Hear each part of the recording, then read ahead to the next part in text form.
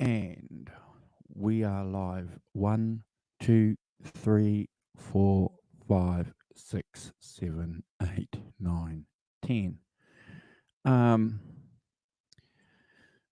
I hope everyone who's watching this show on the rerun is okay. We still have this global thing happening, and all our friends around the world are giving us various stories and opinions on what's happening. So, yeah, I suppose the best thing we can do is stay strong and try and keep each other's spirits up who are around us, and support each other. And certainly that's one of the great things. Hey, Simon. Certainly that's one of the great things about social media that I've personally experienced since the global thing's been happening. I've had an opportunity to do a few shows with Simon and a couple of other guys. Carl and I had an opportunity to do a few live shows too, which was certainly entertaining and yeah, very good. Unfortunately, he can't be here this evening. I certainly did give him the invitation, and if he watches the show later on, I hope he's remembering that, because he's probably the main reason why I'm still probably more into the Rolling Stones than I ever was when I was a young guy. So it's Carl's fault. Hey, Arvin. Hey, David. So thanks for jumping in the chat. So I just thought I'd share a couple of thoughts about this album here, Exile on Main Street, which is 48 years old today. Released on this day. I can't remember. I did some research before the show. I've got some notes. It probably got dropped in the US before the UK. That's normally what happens. But spent 1 week at number one, and I think 16 weeks in the charts at the time. So I think any record around 1972 staying on the charts for 1 week probably is a wonderful event when you consider how many great rock and roll records were being released around that time. So I suppose the key thing for me is, and if you guys want to jump in the chat and share some of your personal experiences with this album over the years. I know Carl and I and Simon, we did a show, probably a couple of shows on Exile on Main Street, but this isn't really anything deep. This isn't a deep dive or anything, so it's just me prattling on about why I love this album. The first time I heard this album,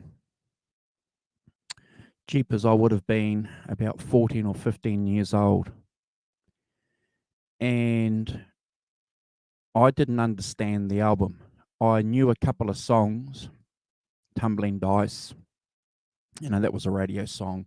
So there were a couple of anchors on the album. But to be fair, I didn't understand the album at all, which is interesting because at that time I was listening to a lot of records. I got, for example, Neil Young's Live Rust. That was a double album, and I was listening to that around the same time. And I think you guys know what I mean by getting something. You can sit down and you put the record on and you play 4 sides, and then you sit back and you go, yeah, that was cool. I understand what was going on. The songs are pretty cool. the melodies, the lyrics, the artwork, because you had the album there in front of you. I understood Live Rust on my first hearing. Exile on Main Street, I didn't get it. And then probably I would have been in my early 20s, I think, when I had another opportunity to sit down and listen to the album. Now, some of the cats I was hanging out with at the time were rock and rollers, so it must have been a Saturday afternoon, having a few beers, and we put this album on, and I remember, oh my gosh, thinking, holy heck, what a great album. I understood it. I could hear the guitars. I could hear Charlie Watts drumming. You could pick up some of the lyrics that Mick was talking about. It just sounded fantastic. And from that point in my life, it became probably not a key album, an important album. But isn't that interesting about music? It's what do they say? It's like wine. Apparently wine gets better as it gets older, but we certainly know with with music, as we get older, as we experience things more ourselves personally, a great album like this resonates with a lot of things, and yeah, that's what I love about this album. So what's really interesting is that the Rolling Stones, prior to leaving the UK, they had it all. They were number one. They were England's hottest band, and as a couple of people have said, the fairy tale finally came to an end. The Rolling Stones had a crooked manager who was helping himself to their money.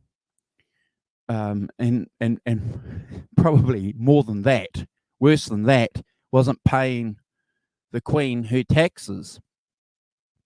So I didn't realize actually how much money we're talking about here, but apparently some of the celebrities and wealthy people in the UK were paying up to 93% taxes. So that's a lot of money. So I will, in between my chat, I will take into account your guys' comments in the chat here. So David's doing well. Thanks, David, for joining us. And Arvin, if I already haven't said g'day. Always the artwork on the album. Yeah, you're right, Simon. The artwork for a lot of us was a key.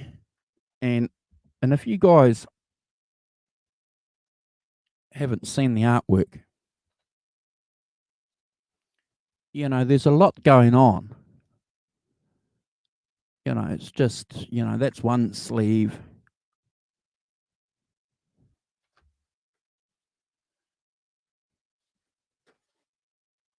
There's another sleeve there. There's a lot going on.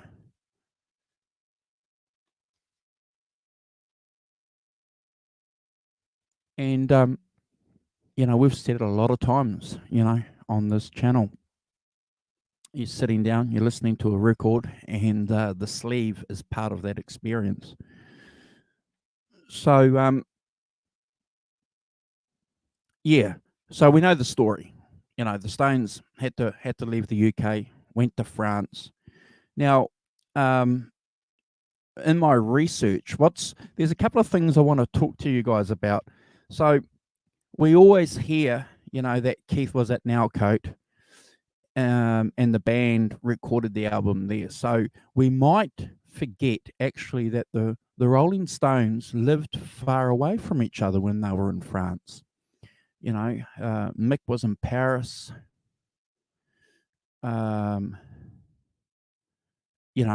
Charlie was somewhere else. I'm not even going to try and pronounce the word, so that they would bugger off and then come back and hang out, and then bugger off and come back. So, they weren't like all living at Keith's place. But Keith did have some interesting people, obviously, living there with him, which is interesting. Graham Parsons, William Burroughs. I didn't realize this, but John Lennon apparently visited them for a day, but didn't stay long because he drank a bottle of wine and was vomiting all over the place, so he had to leave, which is interesting.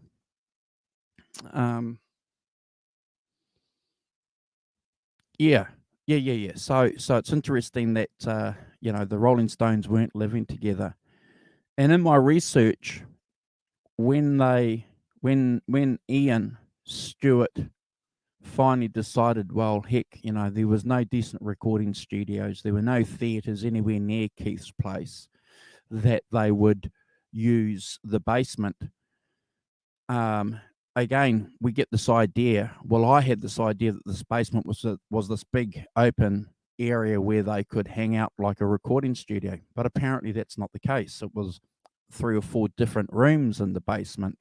So you had the drums set up in one room. You had Bill Wyman playing the bass with the drums, but his amp was out in the hallway. You had the acoustic guitars being played in the kitchen because the tiles resonated the sound better. And this was all run through wires all the way out and around the stairs and out the back into their mobile recording studio, which again is, just wonderful. Isn't that a great story? Okay, we don't have a recording studio. We can't find one. So we'll just back our bus in that has all this gear and we'll hook everything up and we'll start work. I just love it. How many artists today would go through that? Not many, I would venture to say. But, the Rolling Stones were pioneers. So, they were doing something relatively new, which is, one of the reasons why we admire them so much. So they had this going. They had this all worked out. One little theory too, and I think there might be some truth in this, is that someone in the management team wanted it to be Nowcote because they knew the situation that Keith especially was going through. So they thought, well, if we recorded at Keith's home, at least he's going to be there and we can wake him up and he can go back to sleep. And we all know the stories. That's certainly what happened. He was gone for hours, and then he'd come back down, and they'd do something. So, yeah, interesting that the band were able to, I suppose, use their friendship and what they'd been through as a band previously to make sure that they were going to stick together. To make sure that the band, something was going to happen. Again, something worth admiring. At first, a lot of it felt like walking on the couch with hangover and debris last night. Yeah. Well, that's right. Jimmy Miller didn't like it at all. Jimmy Miller, the famous producer, didn't like it. And Mick didn't like it. Jimmy was coming from a sound production point of view too. But what's interesting, I suppose, is that Jimmy grew to like it because Keith Richards turned a few people on to what he was doing recreationally.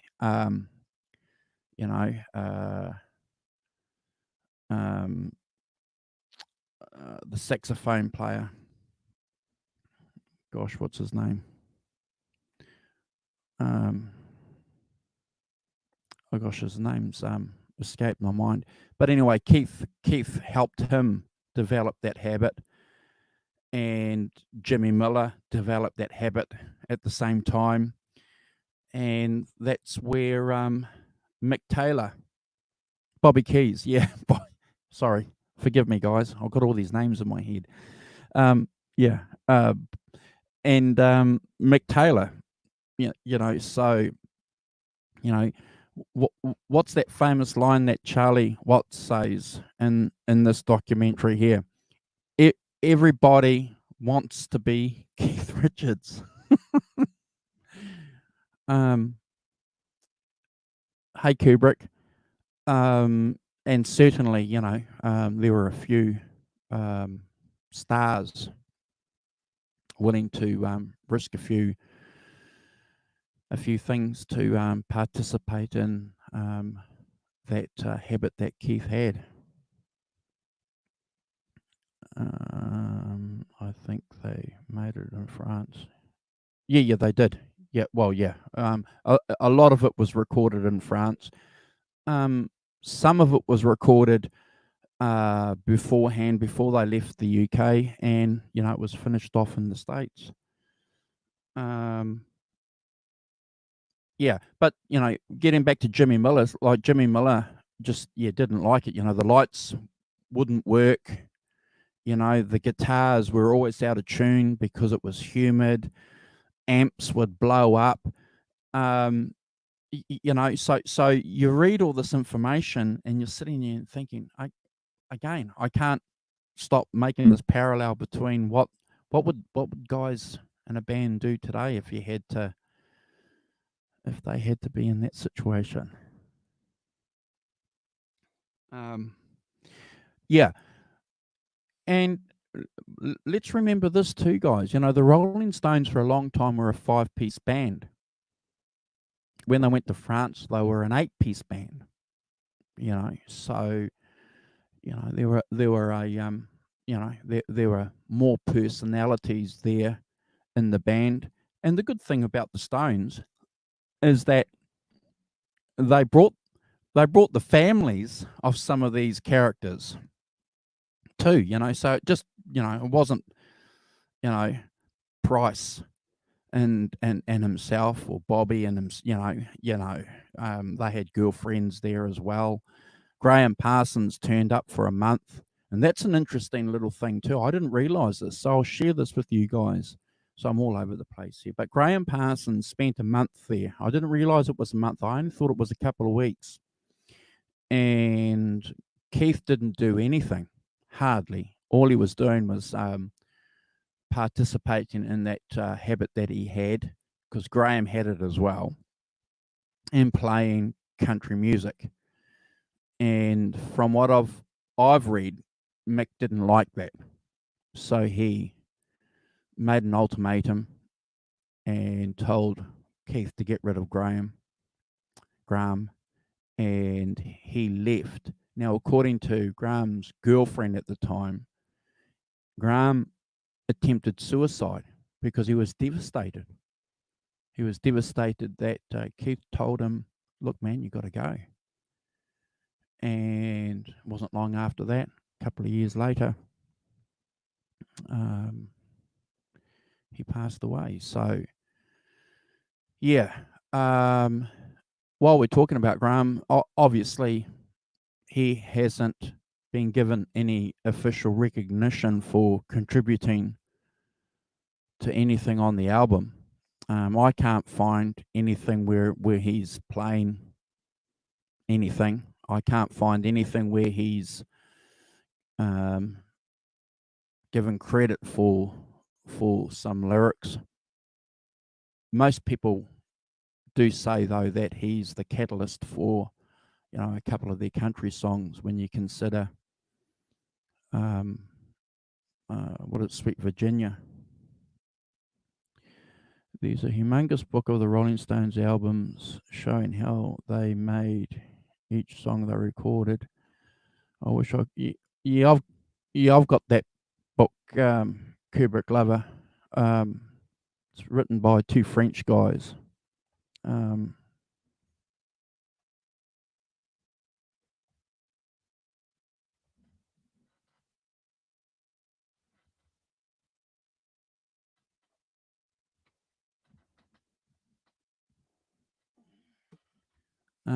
This one here, the Rolling Stones, all the songs, and it's not bad. It's pretty good.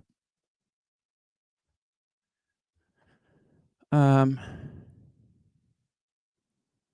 it's a silver book. Yeah, Sweet Black Ain't. Yeah. Yes. So getting back to yeah, that's the one. Yeah, it's a good book.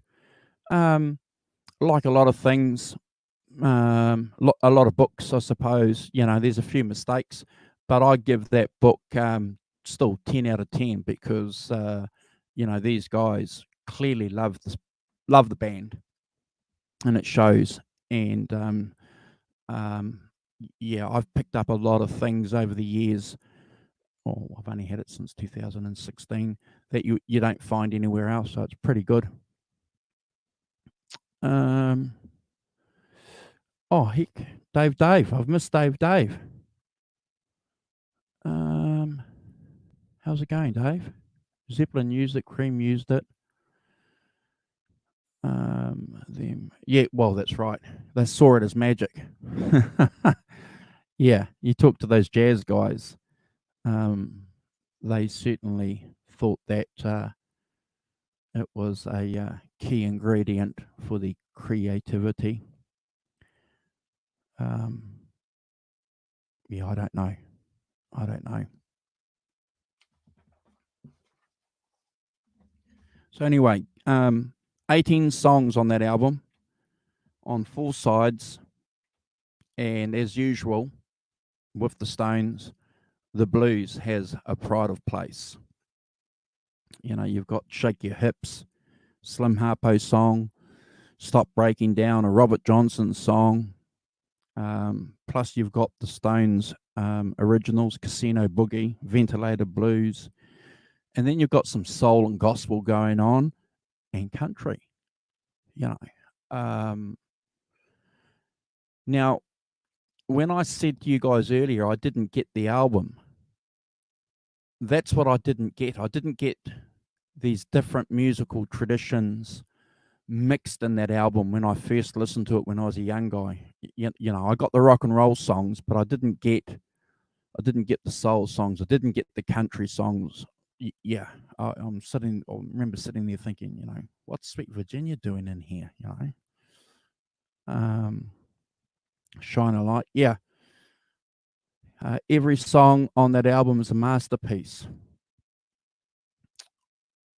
Well, I've said this a few times on these shows that I put Exile on Main Street in my top 3 albums, and it's probably been in there for the last 10 years. So it's my favourite Stones album, which is always up for debate with a lot of people. I don't know if you guys are aware of this, but when that album was first released, most of the music journalists, and reviewers didn't rate it. They couldn't, like me when I was 14. No one could understand it. They thought it was all over the place. It was just this higgledy sort of, yeah. People couldn't understand it. So, but the fans liked it. The fans were buying it, and I suppose at the end of the day, that's what matters.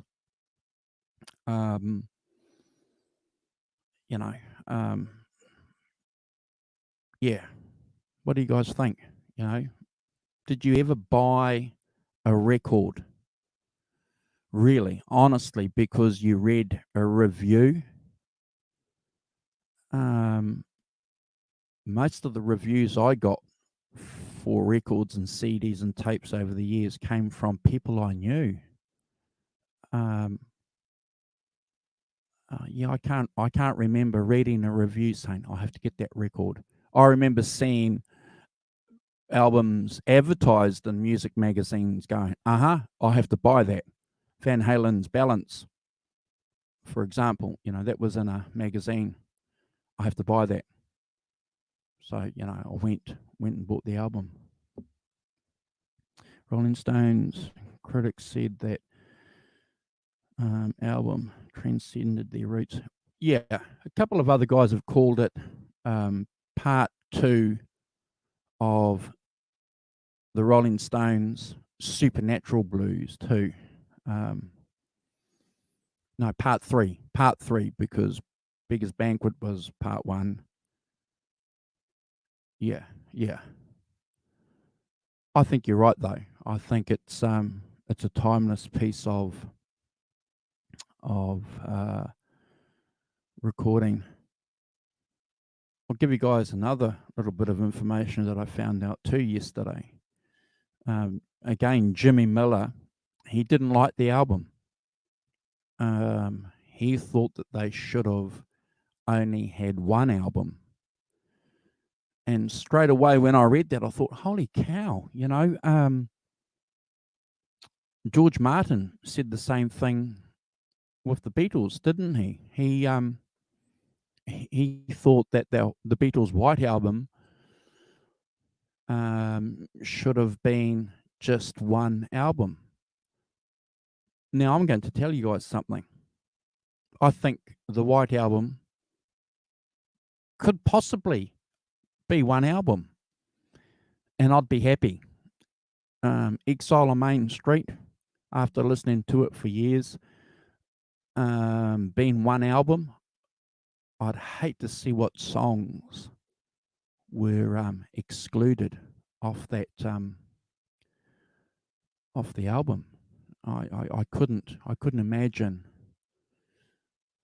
Yeah, I couldn't imagine listening to that album. 18 songs with 10 songs knocked off it. What 10 songs would you take off Exile on Main Street?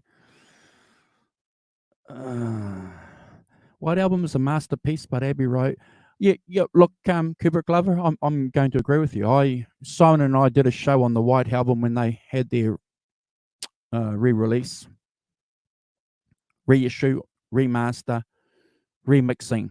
I can't remember, by Giles Martin. Remixing, I think it was. And I listened to the album. I love the album. Don't get me wrong. But I could imagine that album. I can certainly tell you now, half a dozen songs that you could take off that album, and I'd still listen to it and think, wow. Hey, Vintage Sounds, thanks. I'm just on board talking to the guys in the chat, sharing a bit of time with you guys, celebrating the 48th anniversary of this album here, the Rolling Stones' Exile on Main Street.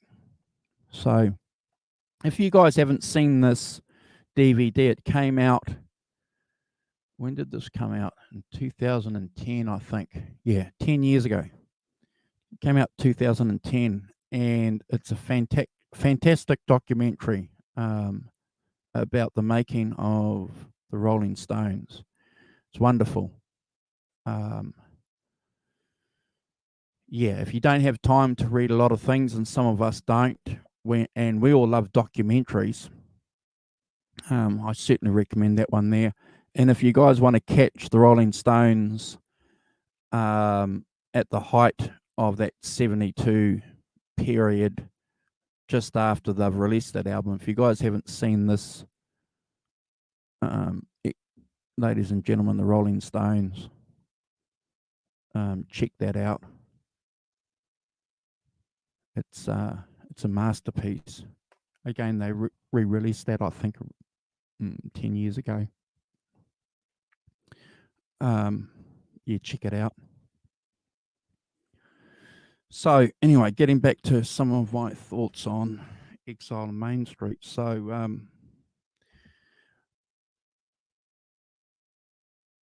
want to ask you guys something. So what's the standout song on Exile on Main Street? There's no showstopper. There's no Sympathy for the Devil. There's no Street Fighting Man. There's no Brown Sugar. There's no Gimme Shelter. There's no Midnight Rambler. There's no standout song. When that was passed on to me by a friend when I was talking about this, he said, what's the big song on that album? And I'm going, I don't know. you've got Tumbling Dice, which is the radio song, but yeah, all down the line, rock, yeah. So that's again one of the key things for us as fans, which proves, one of the great things with this whole idea that it's a record, it's an album, that there's no standout song. Yeah, well, I agree with you, Kubrick Glover. Tumbling Dice is the radio song, but I wouldn't say that that's the Sympathy for the Devil that you had on like Let It Bleed. Sorry, Beggar's Banquet. So yeah, I think most of the songs on Sticky Fingers are just about as equal to each other. Maybe not. Yeah. But one of the great things, though, about Sticky Fingers is that, it has brown sugar. That's when you think of open G tuning, that's when Keith was getting into, the 5-string open G on his tally. For a guitar player, that's probably one of the key signifying events. Yeah. So yeah, it's a collection of songs. Yeah. Look. I agree with you, Simon. It's it's an album that you have to take in together as a whole.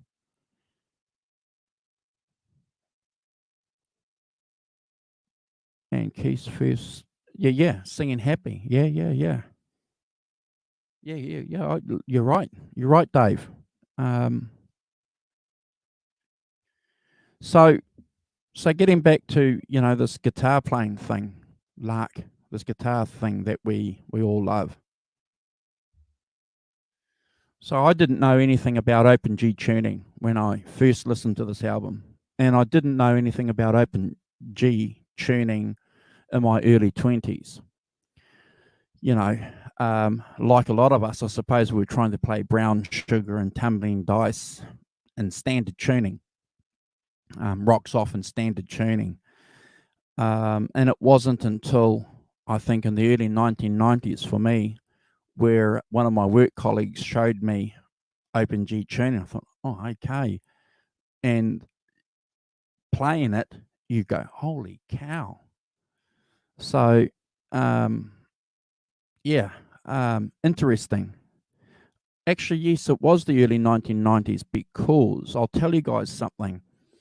When the Black Crowes released their album Shake Your Money Maker, and I remember watching the video with some friends, and as soon as I saw it and heard it, I said, "Shit, that's Keith Richards. That's something going on there." And one of my friends at the time said, "Yeah. His guitar's tuned open G." And what? So my mate at the time, grabbed the guitar and tuned it, and we were all going, "Holy cow!" You know, um, you know. Today, you want to know something? You just jump on YouTube, don't you? Awesome. Keith is still the man. Yeah. Yeah, I can't disagree with you. The vintage sounds. His biography is probably one of the best biographies I've ever read too. If you guys haven't checked that out, what's really interesting too is the audio book. If you guys buy the audio book, I think a third of the audio book, Johnny Depp is narrating the book, and he's doing it in his Jack Sparrow accent. It's pretty cool.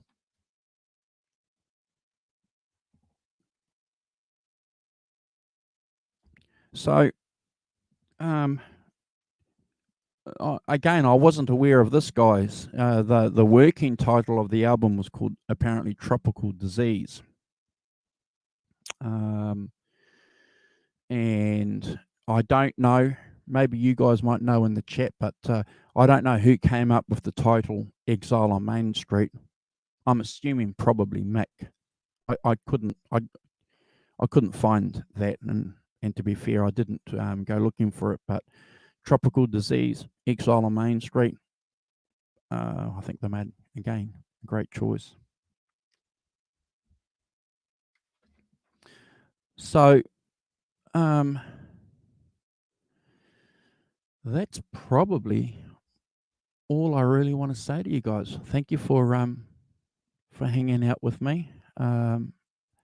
I just wanted to share with you guys in the chat some of my thoughts about the album, and I appreciate you guys joining me. I'll just reiterate, it's in my top 3, and probably always will be. If you guys haven't checked out, there's one song on the in 2010 they did a reissue, and they released a few songs. And if you guys haven't checked out Good Time Woman on the 2010 reissue, check that out, because Good Time Woman is Tumbling Dice before it became Tumbling Dice. So it just gives you a very, very good idea of how the Rolling Stones had these songs, and they would change them. Mick Jagger said in an interview that they would play one song 10 to 15 different ways, which is an extraordinary work ethic when you think about it. Clearly they had a lot of time and they had the money to do that. When you consider, a lot of bands go into a studio and, there's a financial constraint to it. So you have to get it whacked out quickly. No, I understand that. But when Mick tells you that they went through a song up to 10 times differently, it's like, wow, so certainly looking for something that was a bit different. And I wonder who the guy was that made the decision about which cut. Clearly, well, I think we know the answer to that. And it would have been Mick, it would have been Keith, and Jimmy Miller. But what happened when those 3 guys disagreed? Yeah. Probably Jimmy Miller got the nod. Maybe that's one of the reasons why they got rid of him in the end. Vintage Sounds. Yeah, check it out if you want. It's on Spotify. Yeah, Kubrick Lover is correct. Yeah, and something about the amps. Who said touch Chuck Berry's amp?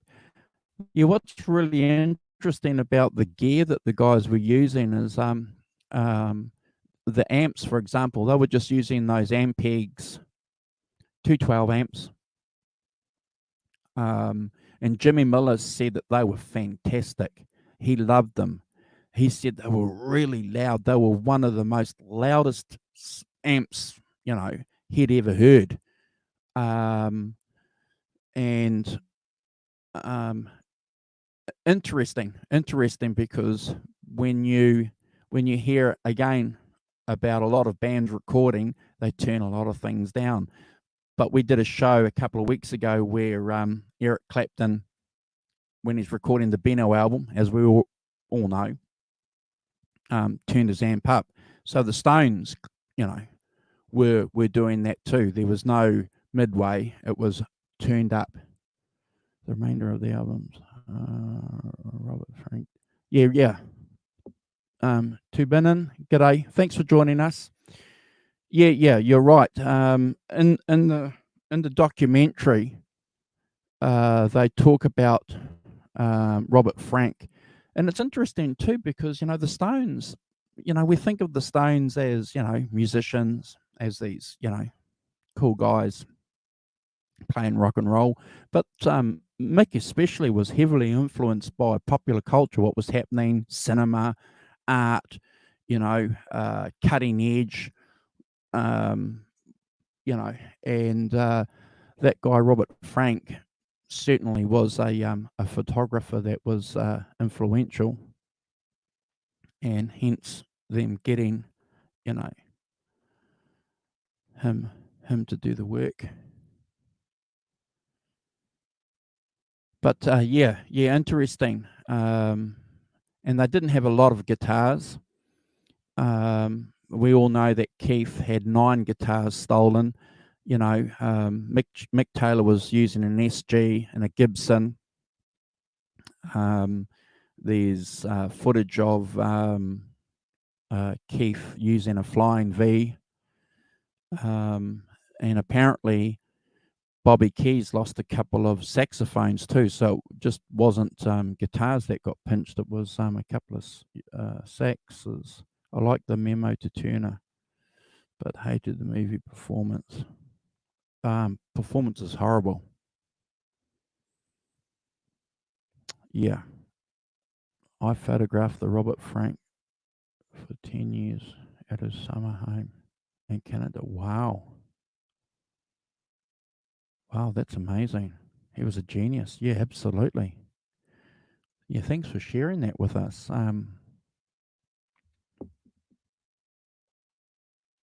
Yeah, look at that. Look at the artwork. It's just tells a story. And when you're a young guy, listening to an album, you know, what's going on? Yeah, just phenomenal.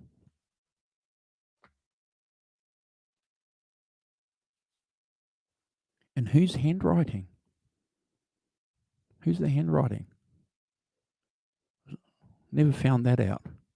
Maybe you guys in the chat might know that. Keith?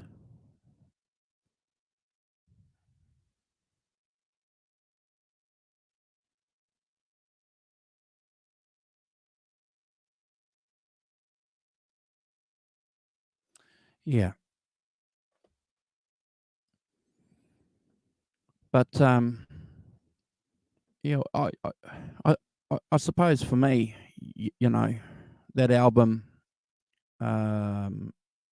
especially has just something that I can't quite describe. The tone, the guitars. Again, we've said this before. You can listen to a song on your record player or on your stereo system, but if you listen to an album with your headphones, you pick up so much more. You can pick up some rhythm guitars that's happening.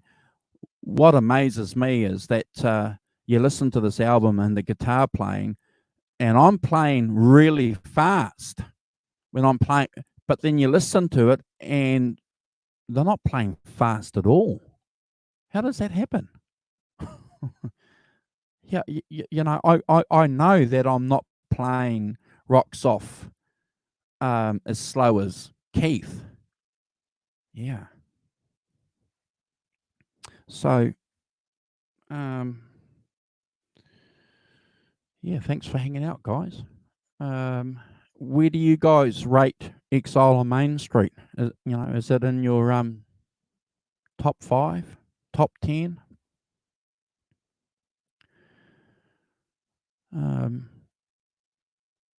I know a lot of people who are Stones fans who don't like it. Yeah, so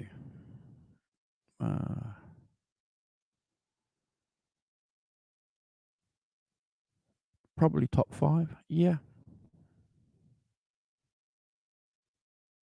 I think it's wonderful because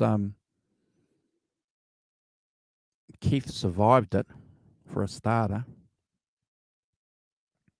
and from an open G perspective, it's certainly nailed forever that open G tuning. It just just put a benchmark, didn't it?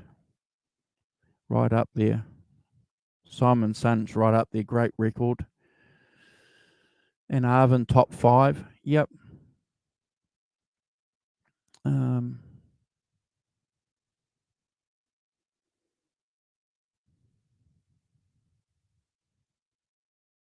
yeah, that's one of the tones that I've tried chasing for years. Um, yeah, one of the tones. And the only way that you can really try and do that successfully is with a 5 string open G. Hey, Sonia, unfortunately, um, I'm about just to knock off. Thank you for joining us. I've just been on talking to the guys in the chat, sharing some experiences that I've picked up over the years with um, the Rolling Stones' Exile on Main Street, which turns 48 today.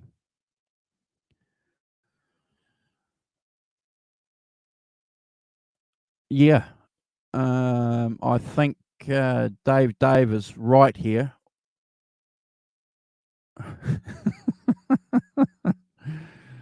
Raikuta showing Keith Richards how to play Open G. Well, that's not true. We all know that Brian Jones showed him. That's a fact. We know that. But Sonia, where do you rate Exile on Main Street? Is that in your top five? Is it an album that you consider important?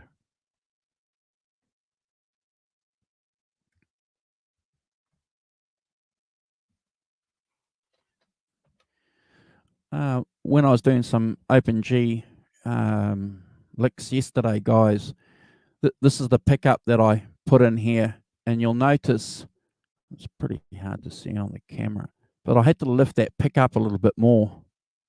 So it's quite high just to get some kind of crunch. But pickup heights, aren't they a finicky little thing? There's no standard. Just because you've got a pickup on one guitar really high and you put it high on another one, it just sounds like crap. And you drop it down, it's just yeah. I've honestly not heard that specific album. Sonia, if you get some time, check it out. I love the Stones clips. The Stones have always been put in. Well, yeah. Wow, yeah. The Stones are pretty cool, and like a lot of celebrities, they're putting a lot of information and a lot of videos out on YouTube, which is good. I'm still mourning the death of Little Richard on Saturday. Yeah, so Simon and I, we did a show last Sunday, New Zealand time, with Great Van Zanny, and we talked a little bit about Little Richard, and we all spoke about the significance of Little Richard for us. And um, yeah, yeah. Um, I said that Little Richard for me came into my consciousness because of the Rolling Stones and the Beatles. They were always talking about Little Richard, Chuck Berry, and Fats Domino and Buddy Holly, and I knew who these guys were, but didn't pay them any attention because that was old music. And I was getting shit from my friends for listening to the Beatles and Rolling Stones anyway. So why would I go and tell anyone that I was listening to, Little Richard or Buddy Holly? Seriously though, that's where I became aware of Little Richard, and then you start hearing the songs and paying attention to the songs, and you think, oh, okay, and then you read a few books, and Paul McCartney talks about 1 minute the world was black and white, and the next minute it was color. These guys just turned them on, and if it wasn't for these guys like Little Richard, we wouldn't have rock and roll.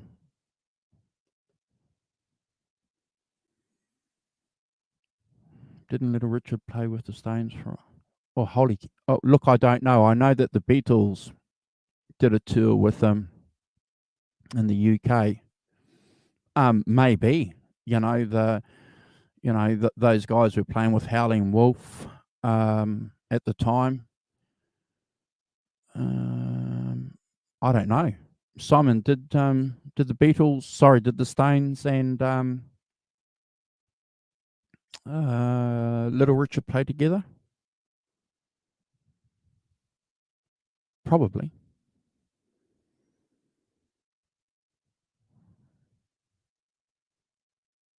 Yeah, yeah. Well, no, mourning the death of Little Richard. Yeah,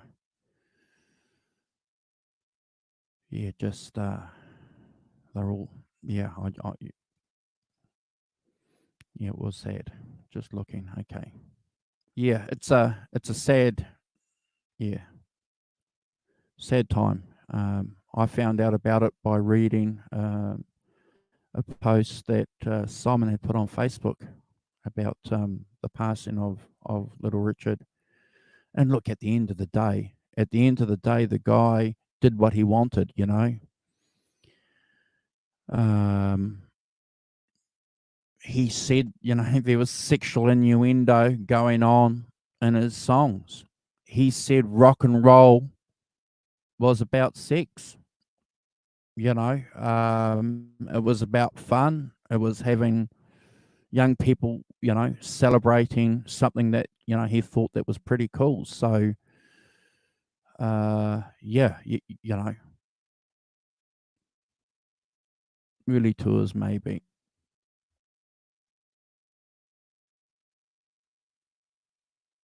63, the Stones supported Little Richard with Bo Diddley. Yeah, yeah. So that, yeah, that's right. So look, they probably did. I don't know. Could we suppose that they jammed together, or that they jumped on stage and did a couple of numbers together? If you were lucky enough, a young person going to see the Stones, and then all of a sudden they're doing a number with uh,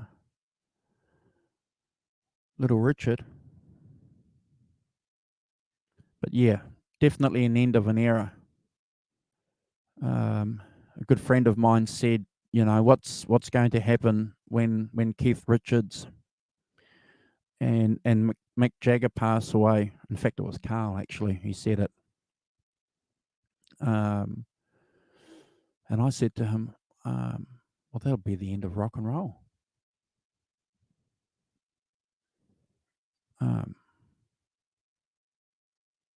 That's probably the end of rock and roll as we know it.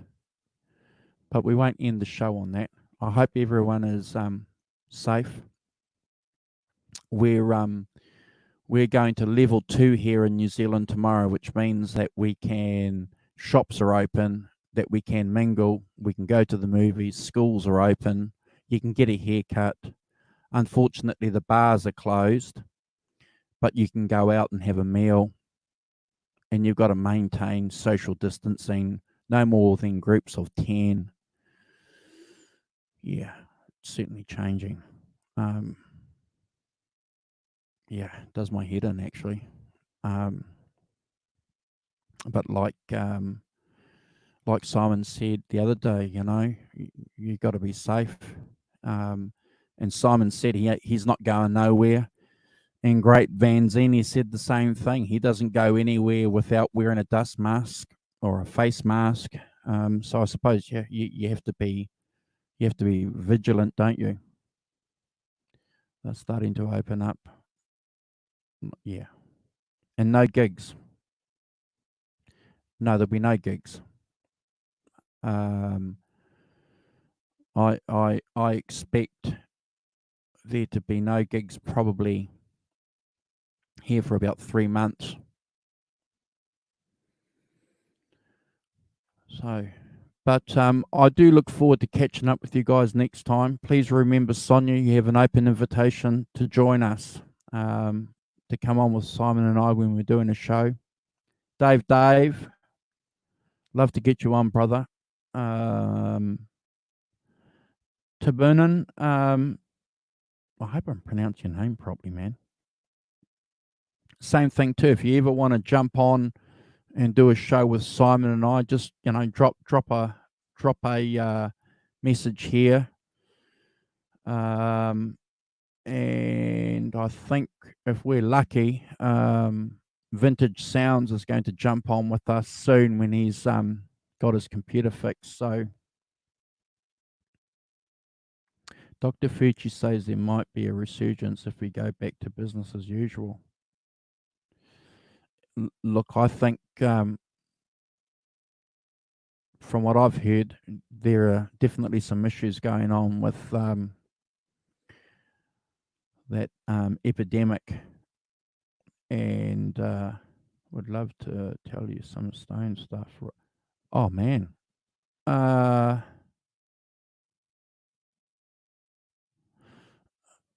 we'd love to get you on. So what I could do for you is, how can we get hold of you? If I give you my email address, do you want to drop me an email and we can share? Hold on.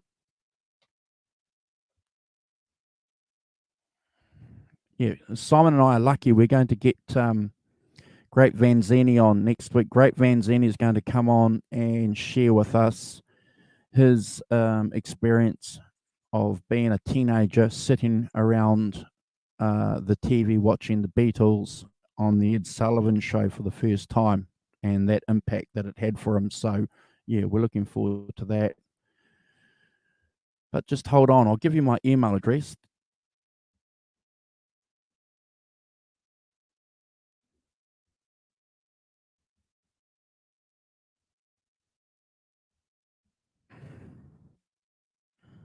So that's my email address.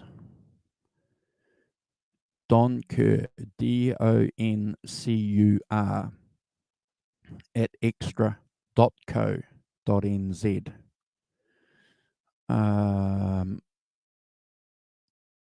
Yeah, if you want to flick us an email and we can check something up with you. Would love to have you come on and talk about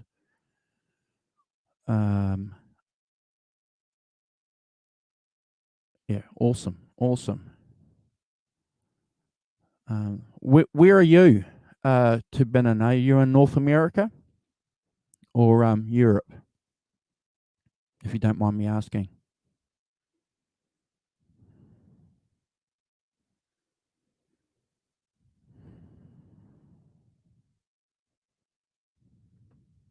So if you've got my email address, that's cool. I'm going to delete that off the chat if that's okay. Can I do that? I don't think I can. That's okay. So what? So what if I get some junk mail? Awesome. So what time is it in Canada? Because Simon and I normally go on. It's 7:21 p.m. here, and Simon and I are normally doing a show on a Sunday New Zealand time, and we've probably been on for about an hour and a half, 2 hours. So if that works well with you, but we're more than happy to reschedule to get a time that suits you, because you'll be the guest talking to us about. Awesome. Okay. Well, that's cool. Okay, so this Sunday we've got Great Vanzini. So maybe the following Sunday, if it works out with you, maybe you want to join, but you're always up late. Oh, okay, well that's cool. Awesome. So if it's 4 p.m. over 4 a.m., we'll probably go live at about just before 3, maybe 2:30 a.m. And we normally go for about an hour and a half. Well, we've done 2-hour shows, but awesome. So all we need from you is either a cell phone or a computer, so that I can send you. What I'll do is I'll send you a link, and you just follow that link, and you can jump on board. So you can either do that through your cell phone, computer, or iPad. Yeah, Great Vanzini is a photographer. Yes, you're right, and that's where he gets his name, because apparently Vanzini is a photographer. So yeah, it'll be cool. That works. Okay, awesome, Simon. So we've got another guest for our following show, so that'll be good. What I'll do is I'll give Carl. I don't know if you've met Carl. Carl jumps on some shows with us. He's a Rolling Stones nut. So I'll tell him that you'll be on, and you'll be sharing some inside information. He'll probably want to be. He'll probably want to join us. So yeah, that'll be cool. All right, flick me an email. Thank you guys for hanging out and celebrating in a small way our show's thoughts and opinions, however briefly, on this great album here, The Rolling Stones, Exile on Main Street. And keep safe. God bless.